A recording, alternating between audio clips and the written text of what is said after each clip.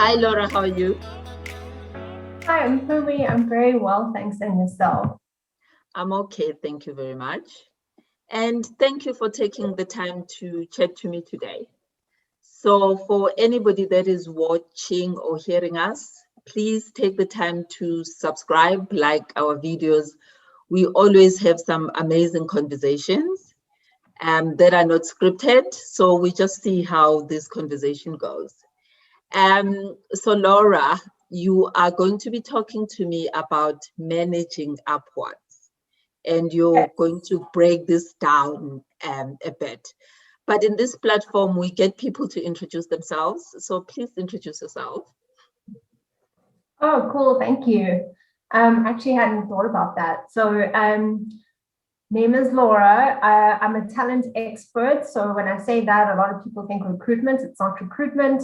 It's about the way people grow themselves and manage their careers in business and how people develop and move through businesses over time. And I'm also a career coach. So I specialize in helping people achieve goals and get to the next step to where they want to be in their careers. Great. Thanks for breaking down that you're not in recruitment. It's the thing. People ask me all the time. So I have like a chip on my shoulder about it. Not that there's anything wrong with recruitment. If there are any recruiters who watch this video, it is a hectic job. Yeah. So, but I think when you just talk talent, we always, the first thing that we go to is thinking about talent acquisition, which is the recruitment side of things. But yeah, so let's break it down, Laura. What does managing upwards mean?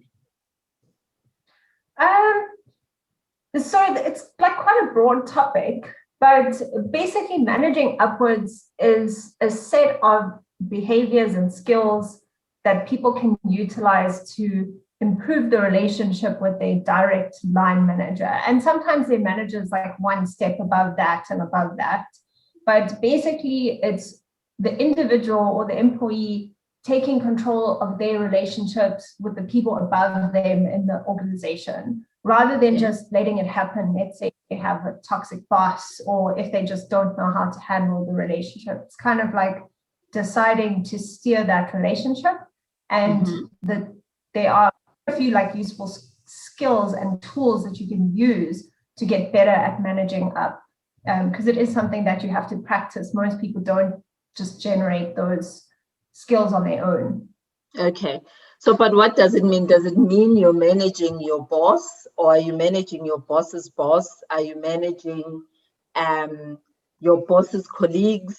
Like, so what does that look like? So I think it could be any of those. So it could be one, it could be multiple, but generally the focus, like the best place to start, is having a good relationship with your current direct manager, so your direct manager. And once that's sorted, or if decided for whatever reason that you can't work on it at this moment in time, then you look outside of your direct line manager and you think, okay, there are other people above this person or at the same level. How can I use the same tactics to also improve my relationship with these people?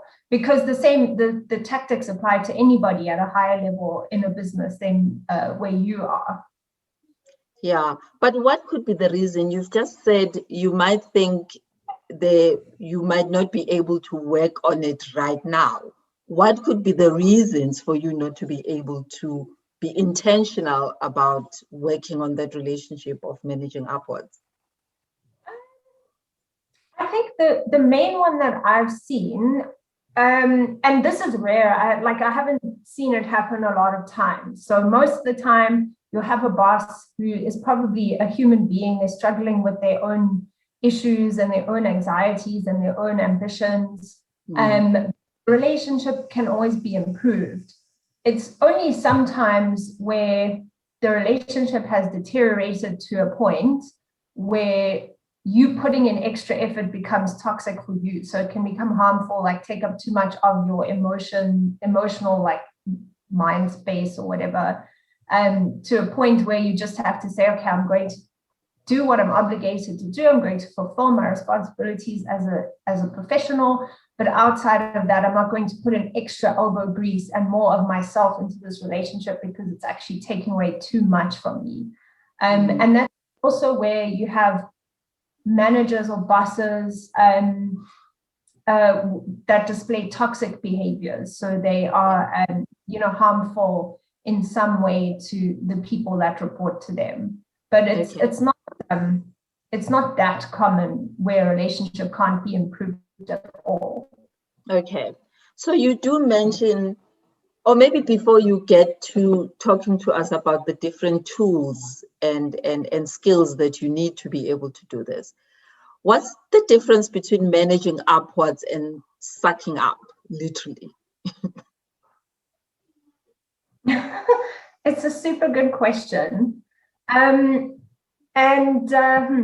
see if I can answer this in like a clever way. But basically, sucking up is a manipulative tactic. So when you suck up to somebody, you are altering your behavior and your words, your communication, to manipulate somebody into seeing you in a way that you want them to see you, right? So it verges on dishonesty, and sometimes it can almost like go into the realm of being dishonest. But managing upwards is more about you're taking control of a relationship with another professional in a healthy way, and you're doing it in a way that achieves value for both parties. So with sucking up, often the manager actually isn't getting as much value out of the relationship as they think they are. They're more so just being manipulated to feel comfortable or happy about the person. But with managing up, you're actually putting in a lot of effort to understand your manager and what they need and what they value and what the company values and how to make your manager look good. So as self-centered as sucking up, where the needs and requirements of other people are sort of secondary to your own. Yeah, but what if you looked at it from a perspective of, you think you're managing, but those type of people that are going to be giving you feedback on everything and anything that they do, that will send you WhatsApps these days because we are not in the office I don't want to say every minute, but like at the end of the day, you literally like get the lowdown of the work that they've done or first thing in the morning. And I think somebody might be thinking in their head that they're managing upwards because they are thinking, I want to just keep my boss abreast of what is happening. But where does it go overboard? Because then it can get to a point where it's like, if I have to get another WhatsApp from this person, it's a bit too much, like, where do you draw the line? Yeah. So I think that's when you start to manage up, a lot of the tactics revolve around insights into what your boss really needs. So some people might struggle and sort of automatically think, oh my gosh, they need like constant communication. Like I know what they need, and it's all these WhatsApps. But I think the onus is on the person to kind of look further and think like, okay, I'm doing this. It's making me feel better to WhatsApp them or like communicate overboard, but is it actually helping them? Like, am I really making their job easier, or am I making myself feel better? Kind of thing. Okay. So yeah, sorry. Yeah, I was just gonna say, like, I think a lot of the time that understanding can be built by more communication in the beginning, but it's not communication like updates. It's communication like just sitting down with your boss and being vulnerable and authentic with them and saying like, I want to do well for myself, but we're also a team. So please be honest with me about what you need, because I know that I need to support you. That's one of my primary functions. And then often your boss can sort of feel like they can relax. They know you're on their side. You're not there to or make their lives difficult. And then they can relax and start to give you more honest feedback about what they would like you to do and what works for them. Okay. So if you have to break it down, what are those other tactics besides understanding their needs? What else can you do? I think in the beginning, it's really communication and understanding. And like you said, like once you've got that sorted, so you've let your boss know that you are there to be there for them, and you have started to gain insight into who they are and what the needs are and what their priorities are. The most important step, I think, is to show up. You have to follow through, because you can't do all that work and all that communicating and then not do anything. So one of the most important things you can do to improve your relationship with somebody is to then demonstrate your value. So if they've said, okay, our priorities are getting things out quickly or responding to customer requests like faster than usual, you have to actually show up and prove that you will do that for them. And then once they see the value in the relationship, they start thinking, okay, this person is there for me, or okay, this person can provide value for me. That's when the relationship starts to take steps in the right direction. Yeah. Yeah. But why is this important? What value does it add to you as an employee to be able to manage upwards? I think when you're managing upwards effectively, and I think like calling it that makes it sound slightly manipulative, but basically what you're doing is you're fostering a healthy dynamic with somebody. It gives your manager confidence in you, so they're more likely to talk about you positively to other people. They are more likely to want to recommend you for opportunities and actually see your value, because you're putting in elbow grease to do more for them. So they'll start thinking, okay, this person I actually believe when they say they can do what they do, because I see it, they've demonstrated it. So your boss is probably likely to open more doors for you than what they would if you just kept the walls up and didn't pay much attention to the relationship at all. Human beings work. They want to look after their people, unless you got a sociopath as a boss. And we're just unlucky. It happens. Yeah, and it does happen. So as you were talking, I was thinking about, so I've always had a line in corporate where I would literally tell my boss that I'm managing him.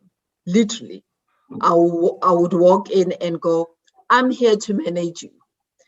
And I've done that because I sometimes want to manage the expectation, and that there's something maybe that needed to be done, but it's not going the way that it's supposed to be done.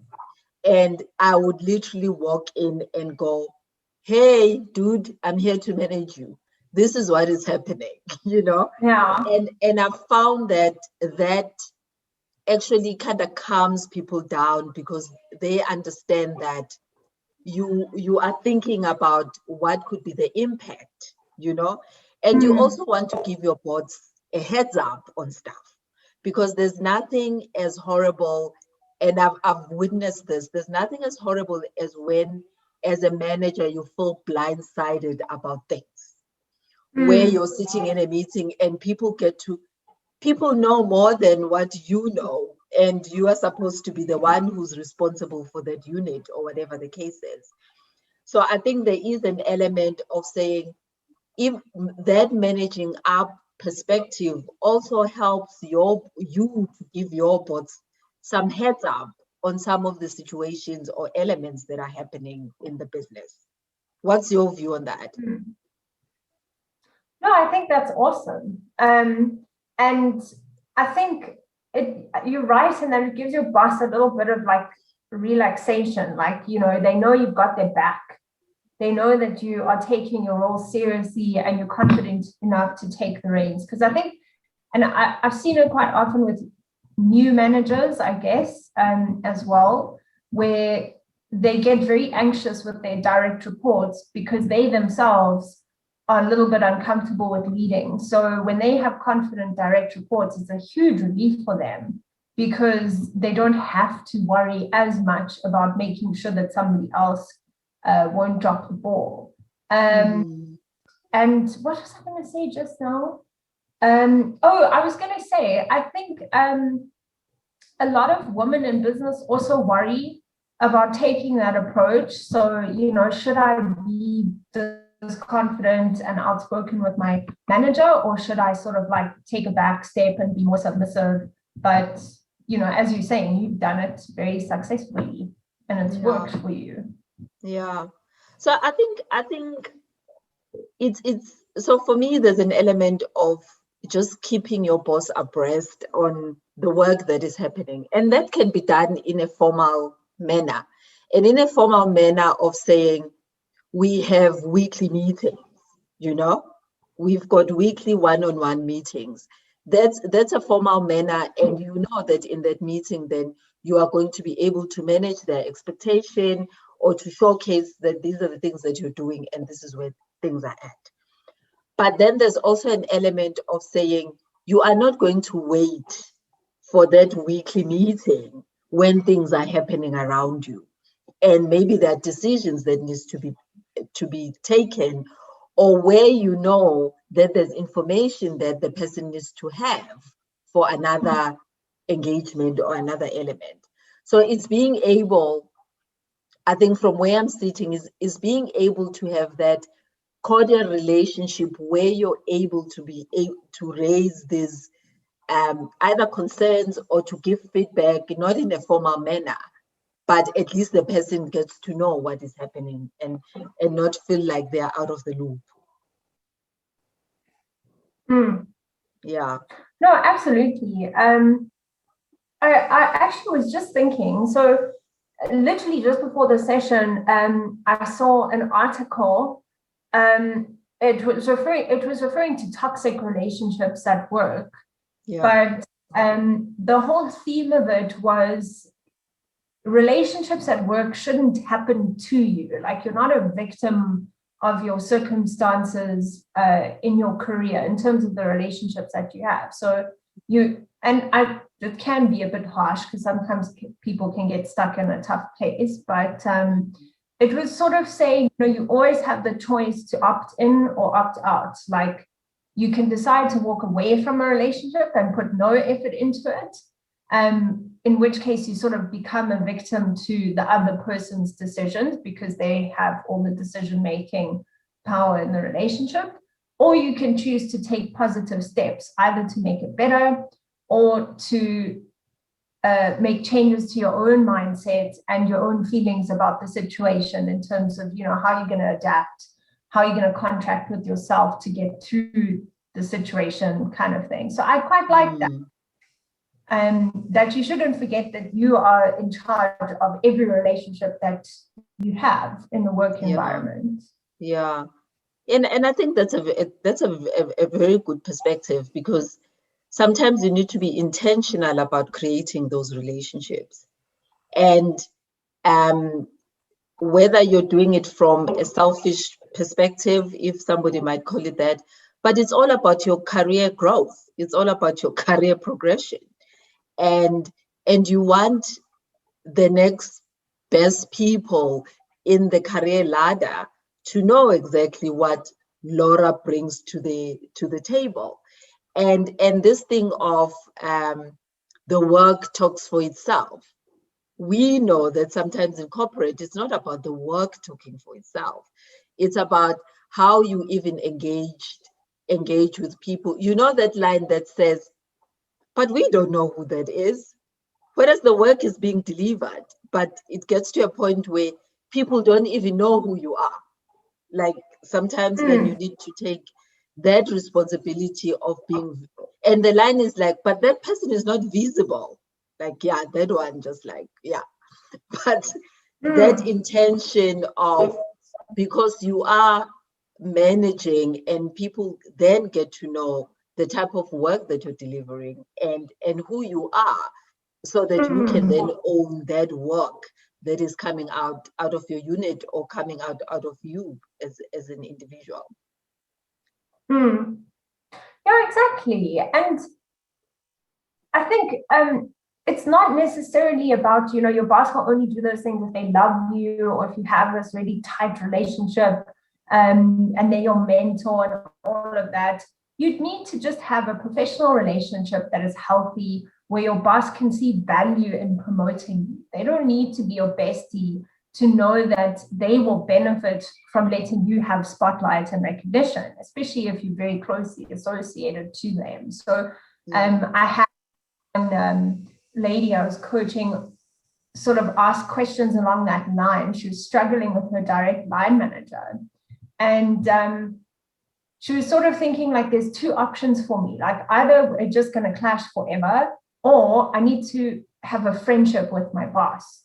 And I don't think that that's the case. I think that you can have a healthy relationship without expecting like friendship and actual, like, any sort of further bonding. And a relationship that's productive, where your boss wants to tell people about you, they want to open doors, but you're not sending them memes at 8:00 kind of thing. Yeah, because that can be weird, isn't it? Just feels off, doesn't it? Yeah. Anyway, so Laura, so for somebody who's hearing this conversation, what is just the one thing that you think they can do to improve the way they manage upwards?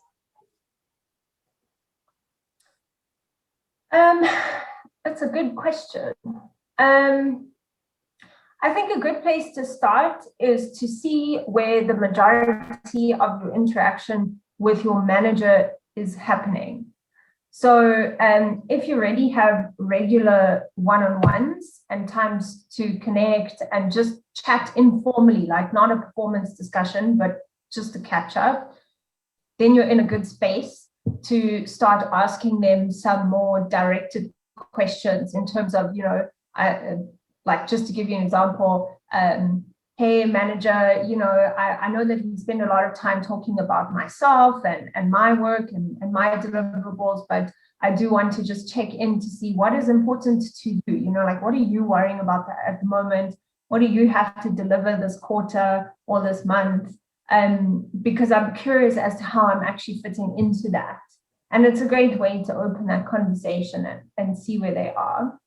And if you're not having regular one-on-ones, and if you don't have those catch-ups, then the first thing to do is to start getting them in there. So to start scheduling them in the diary, asking for that time. And I think if you have a manager who doesn't like that for whatever reason, just keep at it. And most likely, once they see that it's valuable and you're asking some really good questions, then they'll relax and they'll start being more enthusiastic about chatting and starting that like understanding conversation. Yeah. And what happens though, Laura, we are having this conversation and the pandemic is still alive. Most people are working from home. So what happens in that instance when you are not seeing your manager on a daily basis? Or let me make an example of, you've got a manager who is sitting, I don't know, maybe your manager sits somewhere in West Africa, in Cote d'Ivoire, let me make an example, and you are in South Africa. Like how do you then find a way to manage upwards? Because sometimes it's easier when everybody's in the office, you get to see each other, you can just pop into the office and have that small conversation. But when you are not in the same space, what would be the best thing that somebody could do? Maybe they could adopt like a sort of Mpumi-ish vibe as well, in terms of like taking the reins and saying like, okay, I'm going to give you some ideas and start to manage you a little bit, and then let's talk about it, because it saves that time of like in the beginning sort of asking questions, like open-ended things. So maybe look at your priorities, look at what the rest of the team is doing, look at what your manager is doing, and put down some points to say like, okay, this is where I think maybe I could be helping you more. And this is where I think we could be working more effectively, and give some suggestions, and then say, what do you think? Like, am I on the right track? And then it's a nice way to speed up that conversation. If you're only getting one face-to-face Zoom call a week or every 2 weeks or something like that. What's the Mpumi technique? I can't believe you've just given it a name. So that's just my line of always telling my bosses that I'm managing them. Just, So that I think for me that works, because then we're on the same page. There's no confusion. This is what is happening. We are doing well. We're not doing well. But if there are any issues, I will let you know, type situation, And for me, I think there's an element of that creates trust and dependency. And there's that element of knowing that if the person hasn't come to me, so I know things are okay, they are being handled. But if there's an issue, there's no way this person will not come to me and actually just come tell me there's an issue and we need to then change strategy or whatever the case is. Yeah. So I can't believe you've just given it a name, but anyway, I'll own it. It's fine. I'm going to use it. And I think something that I forgot to mention as well, like the benefits, is if you're taking that forward approach and you're saying like, okay, listen, like this is what I'm doing, you can also extend it to your development. So be as proactive when you communicate to your manager what you want for your career. So I think this project would be a nice experience for me. Let's talk about my aspirations and where I see myself in 5 years, and that kind of thing. And it's just a nice way to make your manager know that you have direction, and they kind of need to appreciate that and be aware of it. But I suppose the more important thing is show up, and you have to be delivering, because if you're not showing up and if you're not delivering, those conversations are going to fall a bit flat. Yeah, but what if you've got a manager that is just not receptive? There are those managers that are very, I don't want to call them stuck up. I don't know if that's the right word, but they've got a very structural way of managing people, and things need to be done. If you've got somebody who's not as receptive into some of your tactics of trying to manage upwards, how do you then deal with that? Do you mean like just in a very like aloof way, or in an unhealthy way? No, I mean in an aloof way. It doesn't have to be unhealthy. It doesn't have to be toxic, but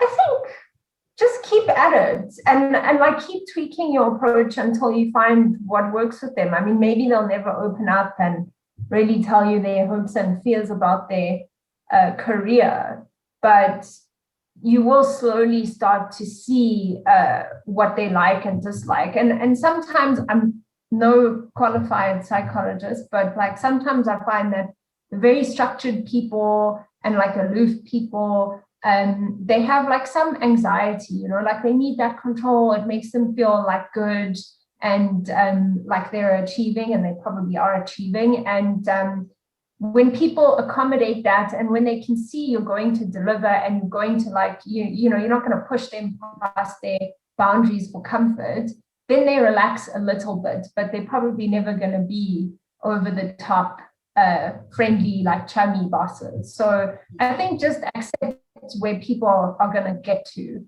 You might have somebody who will open up totally, and you might have somebody who always needs that bit of space. I think it's important to respect that and not to push it, because then, they might go the other direction and want to shut you out completely. And that's not important. Yeah, but let's just say, and maybe this would be my last question, is what if you've made a mistake? So you've made a mistake and you need to have this conversation. What is the best way to tackle that? I think just be straightforward. So I think if you've messed up or done something silly, especially if it affects your manager, which it probably will if it was a decent sized mistake, don't try to make it better. Like, it sucks, you've done something stupid, and your manager is probably like a mix of irritated and worried about themselves. So just apologize, take accountability for what you did, and go in with a plan to say, like, I messed up and this is what I'm going to do, or this is what I've already done to make it better, and empathize with them. Say, you know, I can see that this is how you feel about it, or, you know, I'm sure that you feel stressed. I'm so sorry. You know, I know I've caused you distress or concern, but please know that I want to work with you to make it better, or make it better on my own. And just own it, because then up to your manager whether or not to forgive you. You know, you never know what choices they're going to make. They might hold a grudge and be weird for a long time, but that's out of your control. At least you know you've done the right thing. Yeah. I think because that sometimes can be very awkward, because you might find people that want to cover up whatever that mistake is, or you might find people that want to blame other people and not want to take responsibility and accountability for that. But I think what we know in life is that some of these things do come out, you know. So it's usually better just to own the mistake and manage it in a way that is fruitful for everybody, and fix it, because at the end of the day, if it can be fixed, then fix it and find a way to fix it. Or even maybe engage your manager to ask how you can fix it, but give your own thoughts on this is what I think I can do, and then hear what they can say around that conversation. Thanks, Laura. Yeah, I think this has been useful. Yeah. Oh, yeah, no, I had a small question for you, but I don't know if we have time. I think we might be running out of time. What's the question? Oh, okay. So I was actually asked this question. I gave an answer, but it was, what do you do if you're trying to have a good, like, productive relationship with your manager, but your manager is somebody who engages in unethical behavior in the workplace? How do you have that relationship that, you know, works in your favor, but you're also not engaging in the unethical stuff? I mean, nothing like jail worthy, but probably stuff no one should be doing.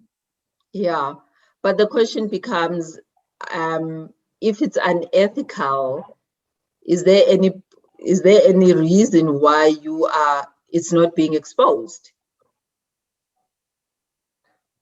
In that situation, it was sort of that gray area stuff where it's like values-based ethics. So the person wasn't comfortable with it, but it's not stuff that could go through like an official reporting process. Okay. So it's quite interesting, because it was like right there in the middle.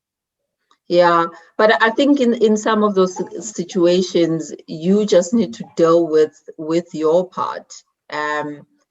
Which bit are you engaging with? And ideally, for sure, you want to engage with the bit that is not contradicting and working against you. But the question becomes, how strong enough for you to be able to actually challenge them in that situation, and for you to have a conversation that says, this makes me uncomfortable, and be able to stand up for yourself in instances where something makes you uncomfortable.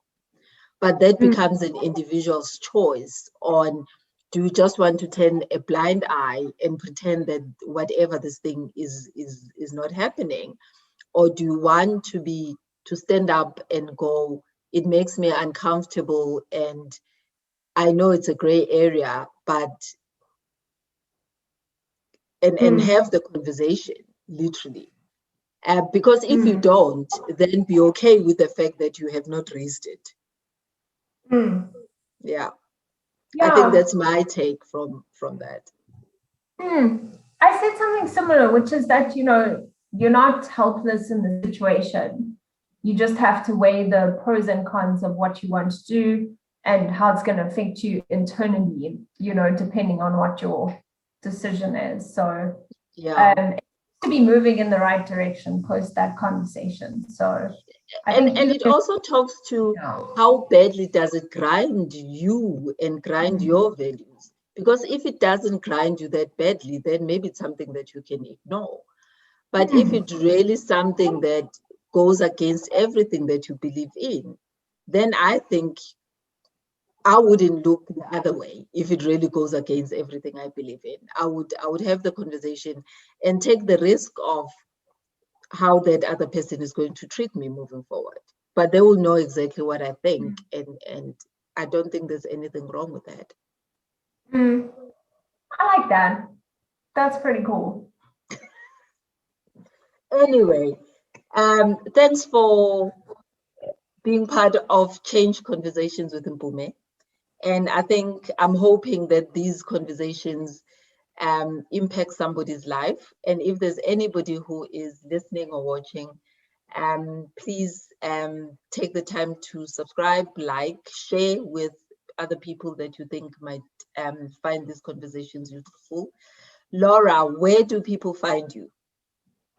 So at the moment, you can find me on Instagram. So you can follow me at Careers with Laura on Instagram, or you can take a look at my website, which is laurapycraft.com, for all the things that I do and a little bit more about me.